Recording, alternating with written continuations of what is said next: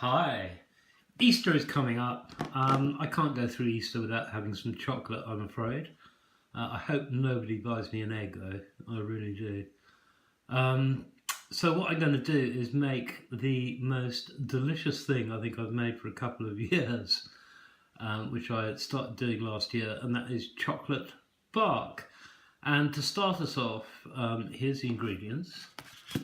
I use this stuff, which is Morrison's 72% cocoa dark chocolate. You can get higher concentrations of cocoa if you want, they do them. There's no need to spend any more on that than these cost, because, you know, the chocolate, this is fine for what you need. There's no point shelling out for luxury brands. This tastes great. Okay, and what else we need is some sweet almonds, which we're going to get the skin off them. Hazelnuts, again we're going to get the skin off them. Luxury dried mixed fruit, which has got all sorts of goodies in it, like raisins, golden raisins, sultanas, little chunks of pineapple, cranberries. Some maraschino glacé cherries, rather, I got this time. You can use maraschino if you like. And for colour, a little thing of mixed seeds, which has also got some unpeeled almonds in them, and they're going to stay unpeeled.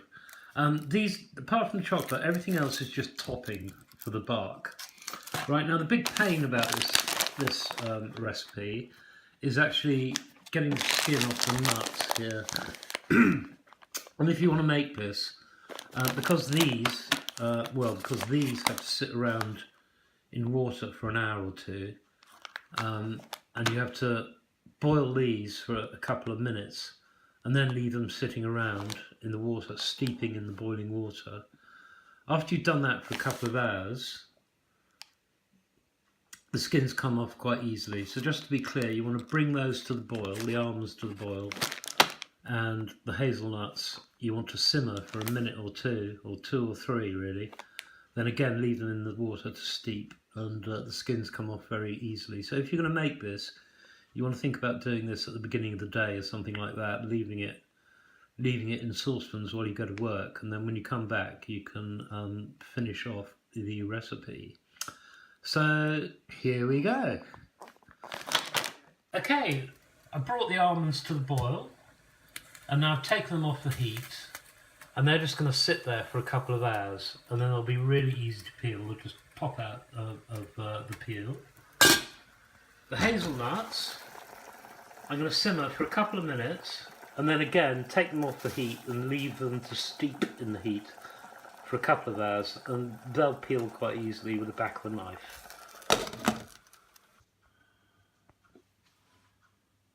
Okay, here we are, second stage.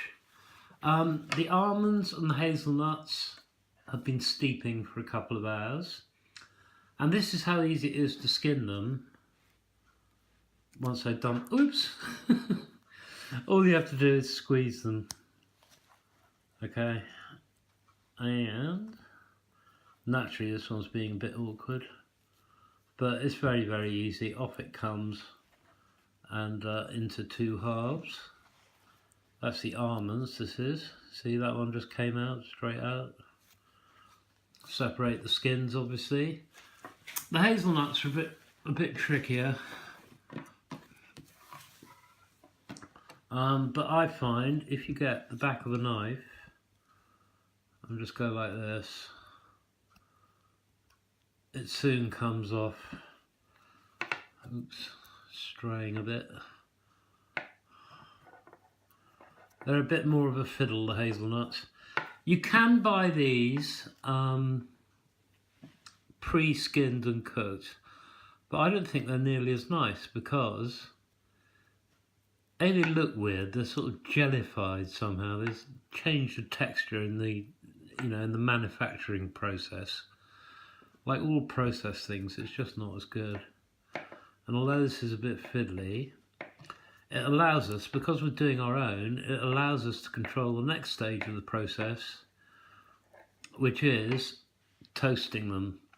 So what I'm going to do is finish peeling all these skins here, and then we'll have a look at the toasting process.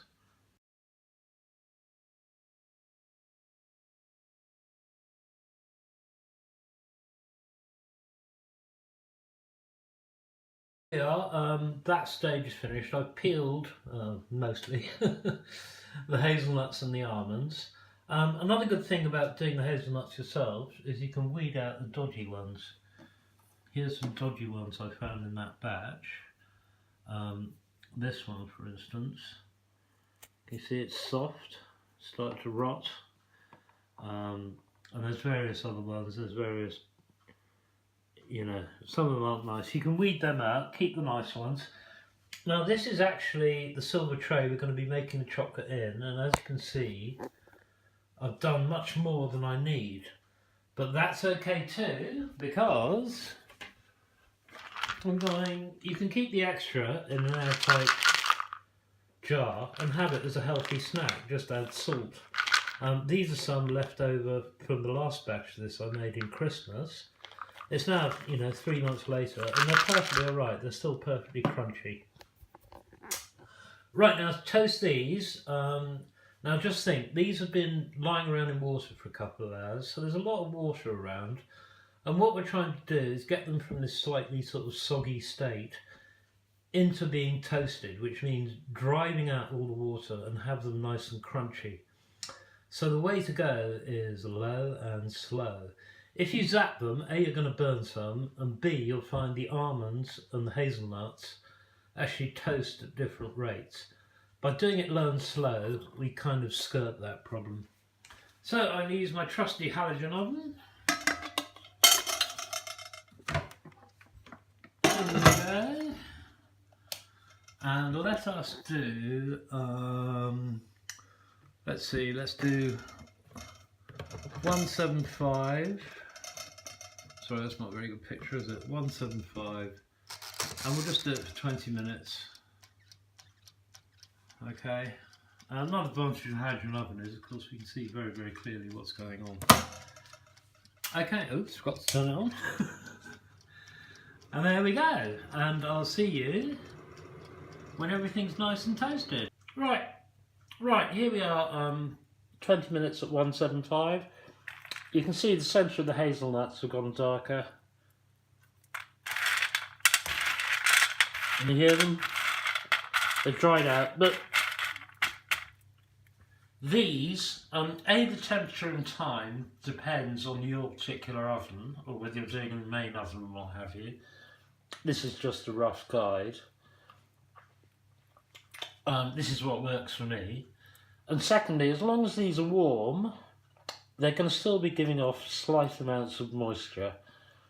So what we want to do before we can use these, we need them to cool down. So that's the next stage. Leave these to cool down. And I'll see you when they've cooled down. Right, now for the next part of the process, and we're getting to the exciting bit now, I'll tell you, is to melt the chocolate. And to melt the chocolate, we need a bain-marie, which in this case is a saucepan full of just simmering water and a bowl. Now it's important from now on not to let any water get into a production process. But what I'm going to do is get the chocolate, add it to there and stir it with a spatula. Probably better to use an all plastic spatula because there might be some moisture trapped in the wood, but in goes the chocolate.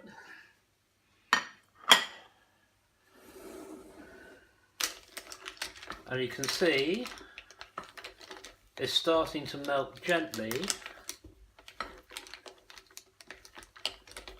straight away, and we just keep it moving around so that it melts nice and evenly.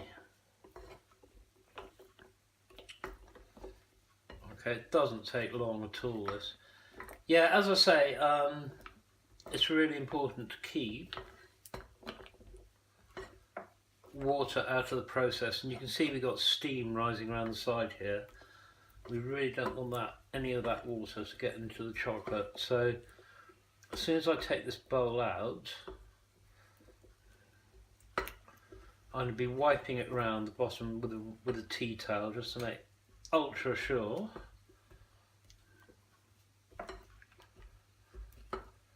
But no water gets in. Right, I'll come back when it's melted. Okay, we're all melted now. Look at that. Okay, we get a tea towel.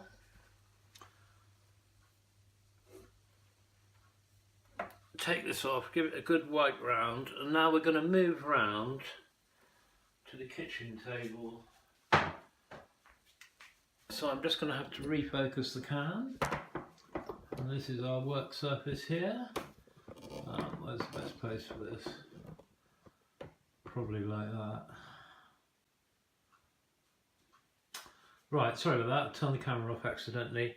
So, the next steps are pretty obvious. We're going to get hold of our bowl. Get something that the chocolate isn't going to stick to when you've cooled it down. And using the spatula, let's get all this lovely juicy chocolate. Oh brother. I hope you realise I've got enough ingredients left to make another batch. This is going to last me a couple of weeks, then it'll be Easter, so I'm just going to be forced to make another batch. Right, well that's most of it out. Okay, put that to one side. Spread it out nice and evenly. And now we can start the really fun bit, which is, apart from eating it of course, is adding the ingredients. So, well, let's start with our almonds and hazelnuts that we made earlier.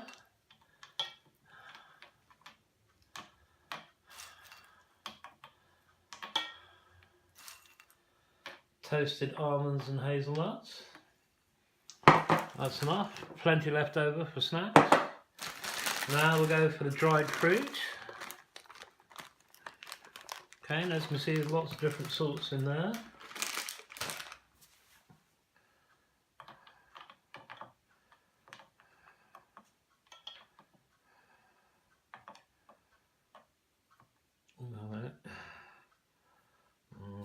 Well, no, you don't have to be tidy. I mean, this is for me. I mean, I'm certainly not royalty.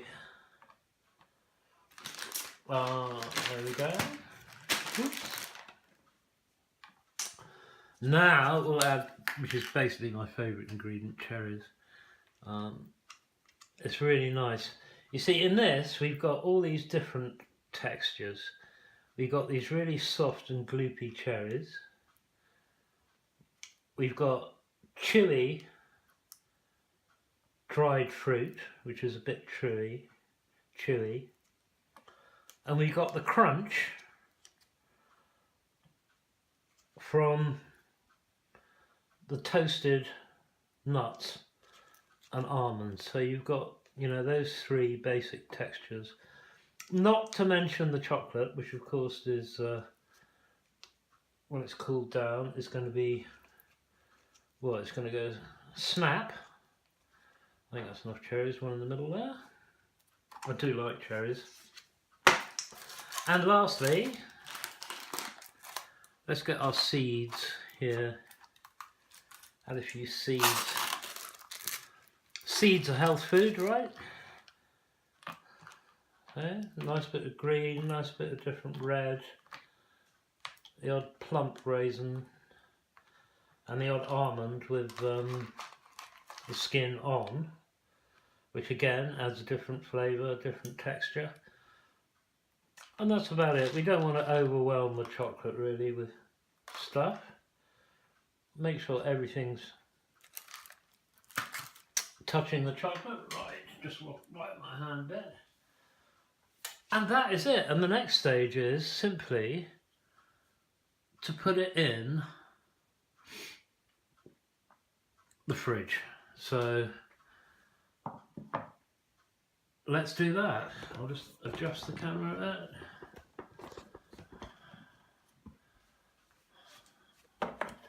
Put that over here. Might have to make a space here. Go away, milk. Okay. In the fridge, it's not very good lighting, fridge lighting, is it? But in the fridge it goes. See you in a couple of hours. Right. Here is the really exciting bit. Where we get it out the tray. Hopefully, I think it's cooled down by now. It should come out. I should be able to get it out in one bit.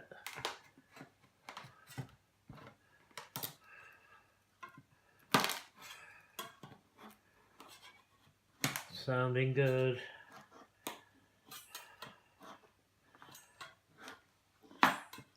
Lots of cracking going on.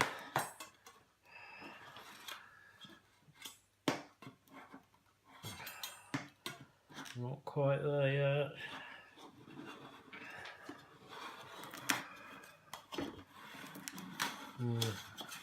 Look at that. Okay, there we go. Oops. If you're thinking of giving someone an Easter egg for Christmas, why not make some of this instead? Make it with love. I'm not sure, do eggs have a religious connotation? I don't know, I'm not very religious, I don't know. But if you're not, if it doesn't matter, then make some of this and choose your own ingredients. Like all my cooking vids, I know they're very basic and everything, but they're designed for people like me in my situation, you know, and how batch cooking is cheaper than you know, cooking every individual meal and what have you. And this is great, honestly, it tastes absolutely delicious. And all we've got to do now is break it up into rough old pieces. See, like that. And obviously try some. Just break it up into any old pieces.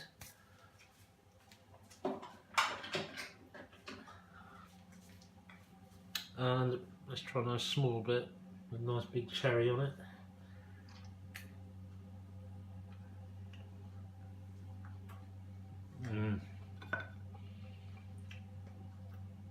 It's absolutely delicious. It really is. One of my favourite things. Well, I hope you enjoyed that. Do adapt the recipe to your own likes. And I'm off to break this up, put it in the fridge, and try to ignore it. Okay, thanks very much indeed for watching.